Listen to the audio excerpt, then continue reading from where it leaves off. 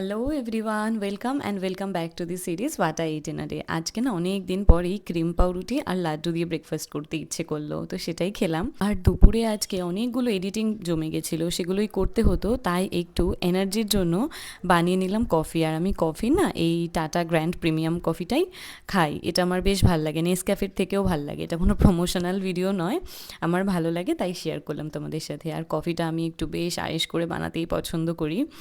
তো কফির মধ্যে আমি চিনি খুব একটা খাই না, তবে ঘন করে দুধ দিয়ে খাই যখন ব্ল্যাক কফি খাই না।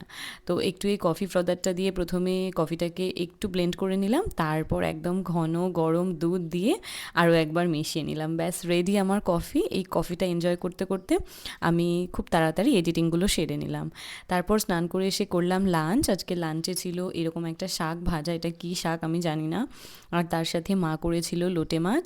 লোটে মাছটা মা এরকমভাবে বানায়, বেশ ভাল লাগে খেতে। আর ছিল কাতলা মাছের ঝোল। তো আজকে অনেক কিছুই ছিল লাঞ্চে। আর মাকে বললাম সন্ধেবেলা একটু পাস্তা বানিয়ে দিতে। পাস্তা আমার ফেভারিট নয়, তবে ফ্রিজে ছিল তাই বললাম আজকে ডিনারে পাস্তাই হোক।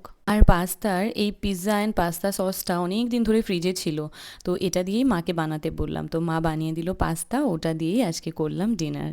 তো আজকে সারাদিনে এই সবই ছিল আমার খাওয়া দাওয়া, পুরোই বাড়ির খাওয়ার। তো কেমন লাগলো তোমাদের অবশ্যই জানিও। দেখা হচ্ছে আবার কাল।